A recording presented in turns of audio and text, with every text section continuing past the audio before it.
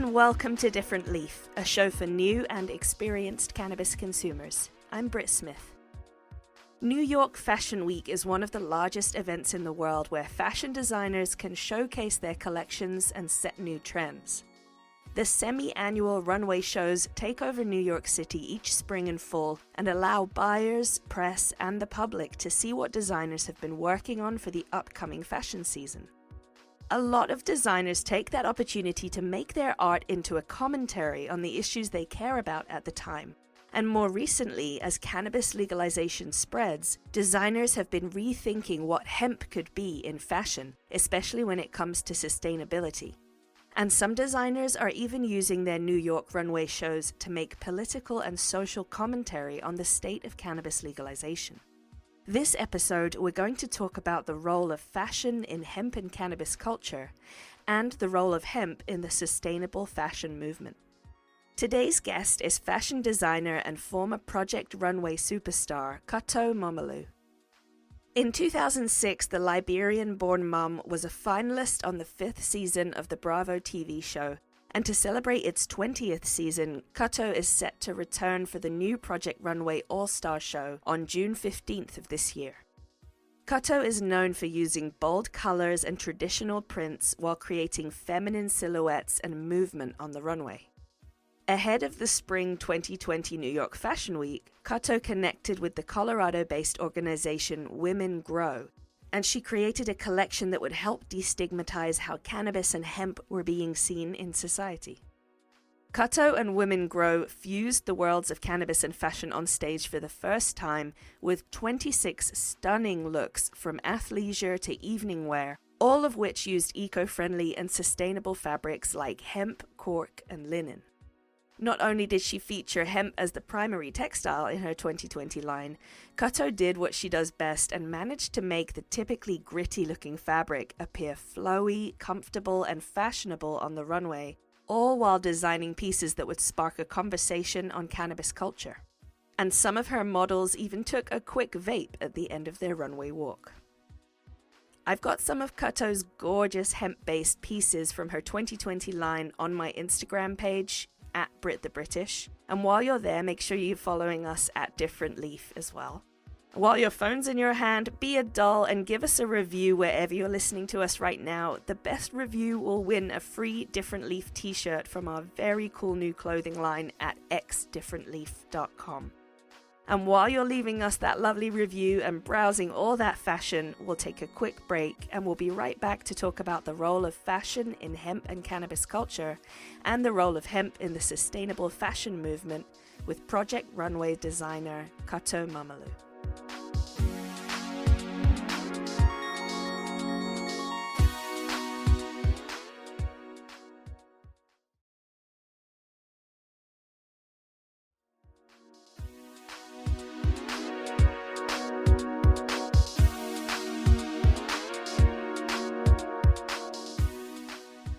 So I'm a big fan of Project Runway. So Awesome. I've long known about your work. Yeah. But we are a cannabis podcast. So what really caught my eye was when you did your 2020 line with Hemp Yes. in collaboration with Women Grow. Mhm. So let's start before we talk about your line. Let's talk about your background. You're from Liberia by way of Canada. Is that right? Yes, I was born in Monrovia, Liberia. Like my family traveled a lot, so the first place probably ever when I left Africa was Boston. We moved to Boston. My mom went to school there, and we also lived in North Carolina. But we settled in Canada because we were going to boarding school there, me and my siblings. And then while we were in boarding school, there was a war that happened in Liberia, so we had to flee the country. So we just settled in Canada. So that's actually where I grew up from about 12 all the way to about 22 before I moved to the state when I was 22. Wow. So I'm assuming that a lot of your experience moving around the world has really influenced the art and the fashion that you do right now. Yeah, definitely. As a young child, like my parents traveled, there was always like, we're going to see the world and wander and see what other opportunities are outside of where we lived in Africa. And so it was never for me something that I wouldn't do in my life. It was a norm that they already set up. So Hmm. it's glad because I kind of do the same thing with my kids. Like if I travel and I can bring them, I'll bring them and let them see me work and just see that working isn't just what you just get up every day and go to some place and do for someone else. So yeah, it's important.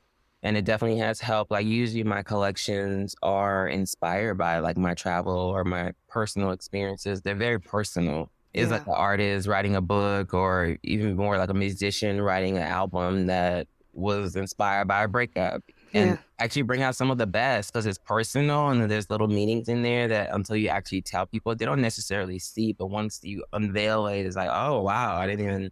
That's a really interesting way to look at a line, like Mhm. a book of art or like an album of art. Yeah. So when it comes to the collaboration you did with Women Grow for New York Fashion Week in Mhm. 2020, what was your influence when it came to like making a line out of hemp?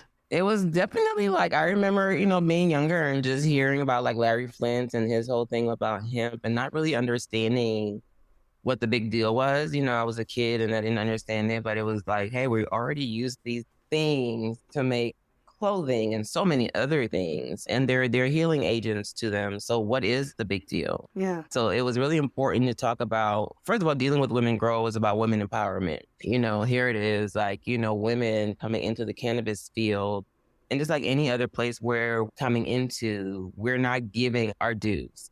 It doesn't matter what we're putting forth or what we're doing the same work and sometimes even more than our male counterparts, but we're not giving the same amount of pay or the opportunities. So here it is, this group gets together and says, hey, we're going to come together and we're going to be stronger together than we are individually.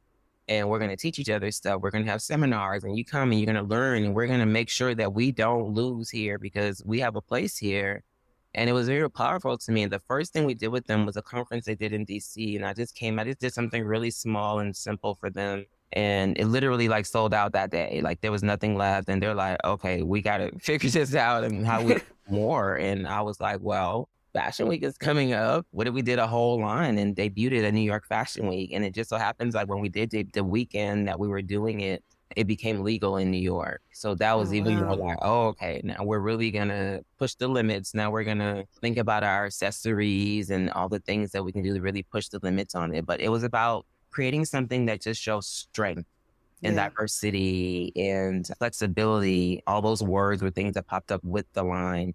And then using like hemp, something that maybe grows and doesn't look as beautiful, but showing it in different ways, like in fabrics and on clothing, and be like, well, this is made out of hemp, and people are like, Yeah. oh, wow. It was important to me to just tell that story, but tell it in a way where you're looking at something now, not as it really is, but what it can be. Yeah. I think that's the beautiful thing about fashion, right? Like you take these pieces and these ideas Yeah. and you stitch it all together and you don't just make pieces of clothing, you make an entire line. Like you make a brand and you Yeah. start to create culture and you start to Mhm. reflect life in your art. Like I Mhm. think the progression that you can see through somebody's lines throughout their Oh, career, yeah. it tells a real deep story about Yeah. them. And since one of your newest things is to work with these natural fibers, Mhm. it's not surprising to me that like eco forward thinking is sort Oh, of yeah. at the center of your mission here. Had you ever worked with hemp before? What's it like to work with as a designer, like as a textile itself? Is it easy to work with? Do you get what you want out of it? Yeah, it's very much, it was like linen. It was like a really heavy linen, but then it was also soft in ways that linen wasn't. And then the way it dyed, it didn't dye where you can just go get a navy or this. It dyed in a way where you would see navy, but you'll also still see that natural fiber. It's almost as if it's saying, you're not going to forget I'm here. Like I'm still a part. Yeah. Yeah, you can put things on top of me to cover me, and which is like how we are. It was a lot of things that the fabric was saying. Like you can put a lot of things and cover me and load me down, but you're still gonna see me. And that's kind of how it was with the line. Like you can ban it here and have all these rules and bills and whatever, but this stuff is still happening, legal or not.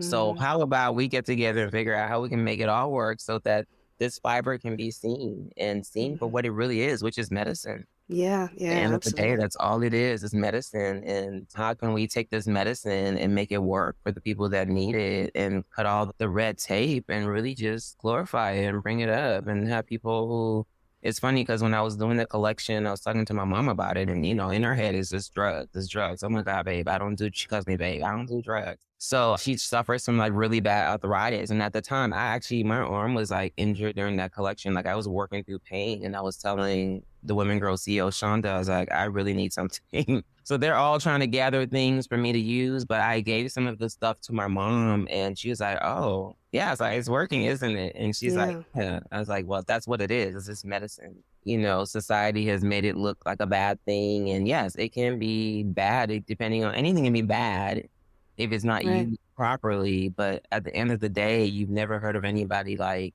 doing the things that people do, like when they're on alcohol or cocaine or heroin and all the really hard drugs. You know what I'm saying? Like it's actually something that can be used for medicine and used for good. So that's why I'm on board with it, to push that, to help people, to break the stigma. Because someone like me, I'm this goody two-shoe or however people look at me. And that was the last thing they're expecting for me to do. So for me to use my voice and say, hey, there's a life beyond just, going to a party and smoking weed.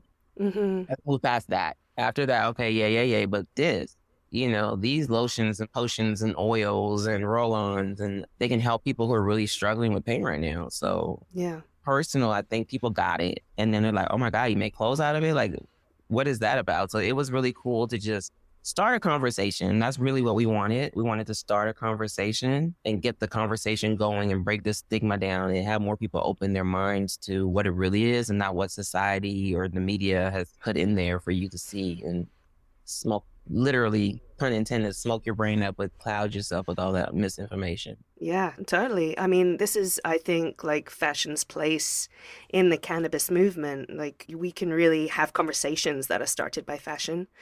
And that's got to be one of the biggest things that came from that 2020 line is like the conversation around the cannabis movement and women in cannabis specifically. It was heightened. Like I saw like BuzzFeed was covering it, Vice was covering it. It was just a big conversation starter. And some of the pieces in your line were conversation starters themselves. Like there's this white tank that has OG Kush and Blue Dream. And like it's all written, like all the favorite strains are written out like that. When it came to your design process, how much of the inspiration was taken from the cannabis movement itself? How much of your inspiration was like taken from women? How did you come up with the designs? Well, I talked to the Women Grow execs about what they felt like people needed. What was a big thing?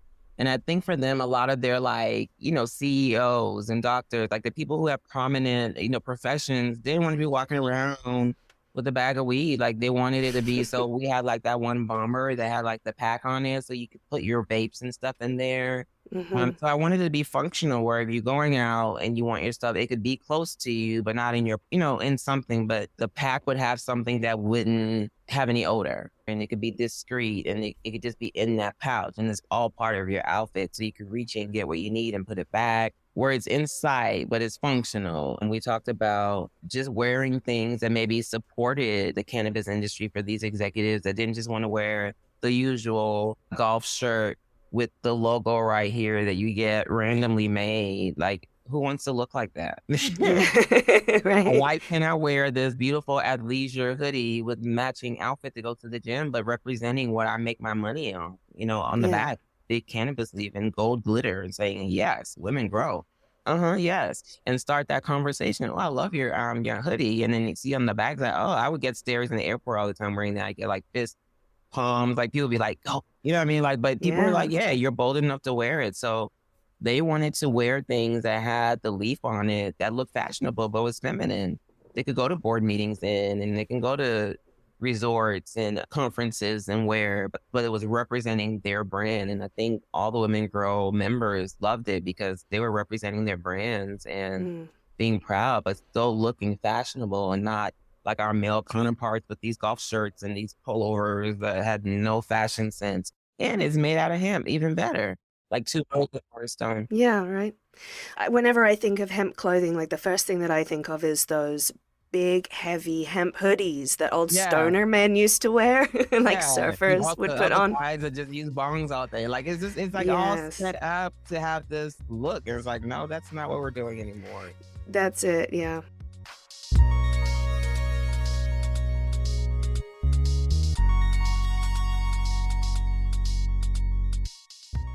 high-end fashion and like everyday wear, we're starting to see hemp moving into all areas of life. Do you see other designers taking an interest in these natural fabrics as well? Because I tend to think that when it happens in our communities, it gets reflected in our art, but there's that stigma part of cannabis and hemp. So are we seeing that reflection yet? No, they're not really jumping. Like the market is still really wide open. I think even after the Women Grow show, I thought more people would have popped up, but they haven't. So, like for instance, you said that tank top, like it was really just a cotton tank top, and we did use other natural fibers like linen and cotton, burlap, like things that people don't normally just focus on to try to use a lot of other things too that are sustainable. But just having something like that with everything in your face, you're doing it anyway, and people know it. So like, hey, what are your favorite strains and whatnot, and just really putting it in your face and making it fashionable. But yeah, no one's really jumping on it. I mean, they use these sustainable things, but there's no one designer right now I really feel like that's just 100% sustainable. It really is expensive and limiting in so many ways. So you have to really get creative. But I think making the effort to make, even if it's 20%, 40%, or 50% of your collection with natural fibers, it can be doable. And just explore where hemp is. Like the hemp that I got, a lot of it was from Thailand. I couldn't really find anything in the US that wasn't just brown or beige.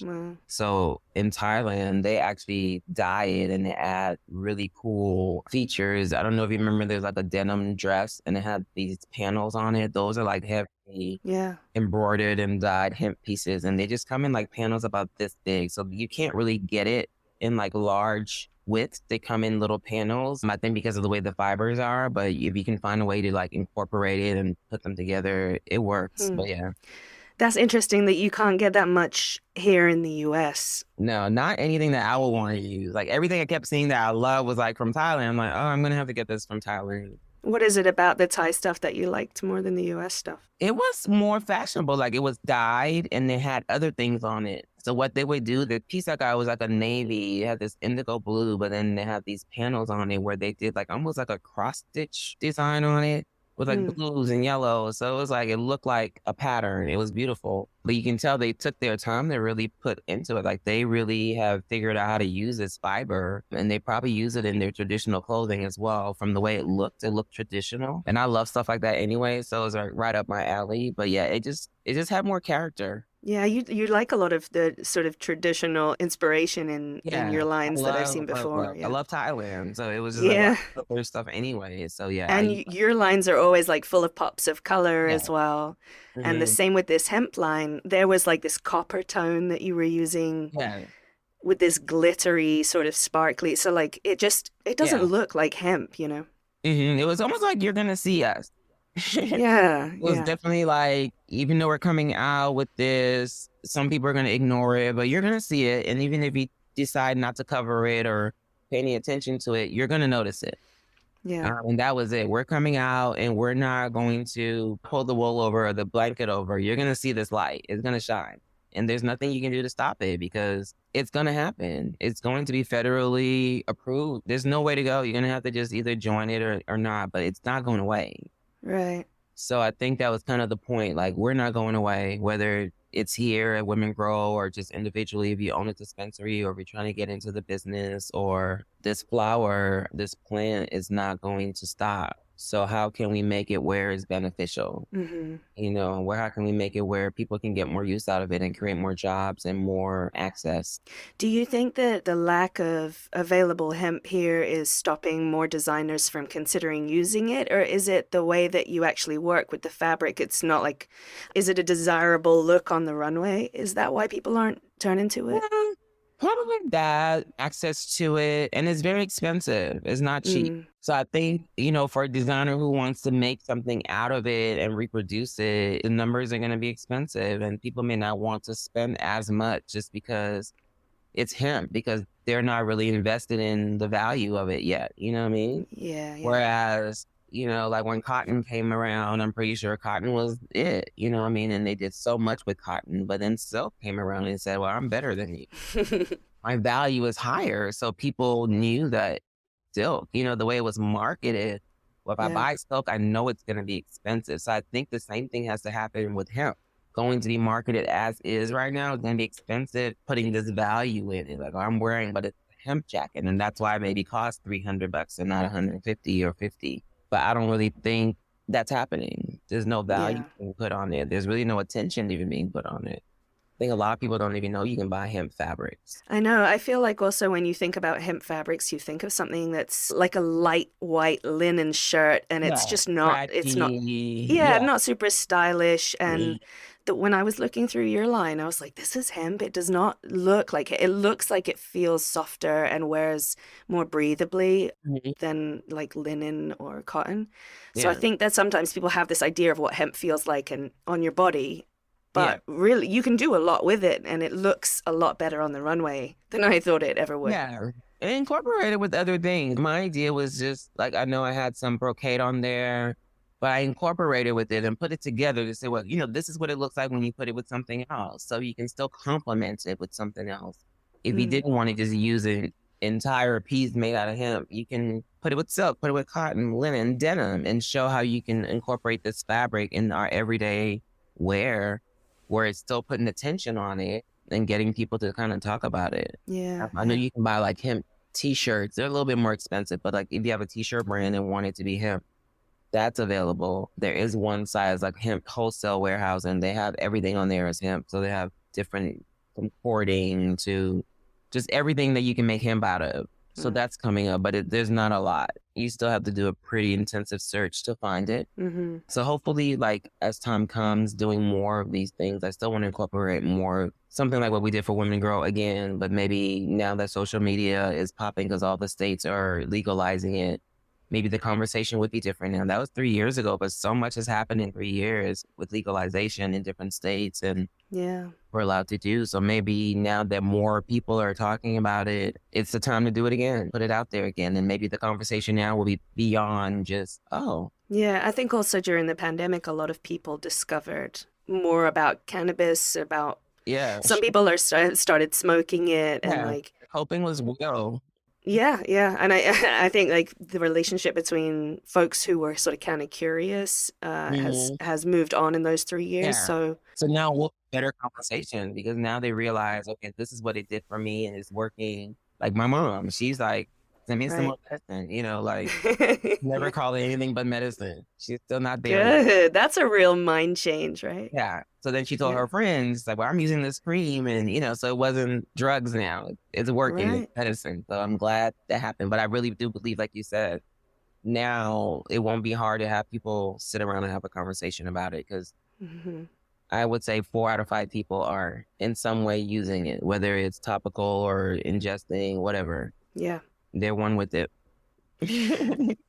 That's good to hear. I think that it can only do better for our planet. And I know that that really matters to the younger generation as well. So I'm hoping to see more hemp in fashion, especially because we have such like a throwaway fashion culture. Oh my God. And so many people really do care about the eco-friendly side of fashion right now. So I see a lot of possibility with hemp. There's just obviously, like you said, there's got to be a lot of work done for it.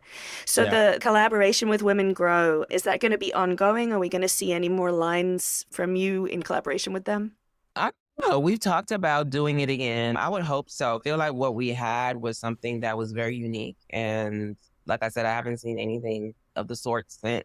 And I think collaborating with them and just making it high fashion and taking it to fashion's hottest week and night did help elevate it. So I think there's definitely a place for that to grow into some other things and making it like an ongoing thing. I definitely have a following from it since, and people are watching, because it's exciting to be working with something and be able to represent it every day in your clothing or even in your homeware. Like, I mean, sky's the limit with where it can go.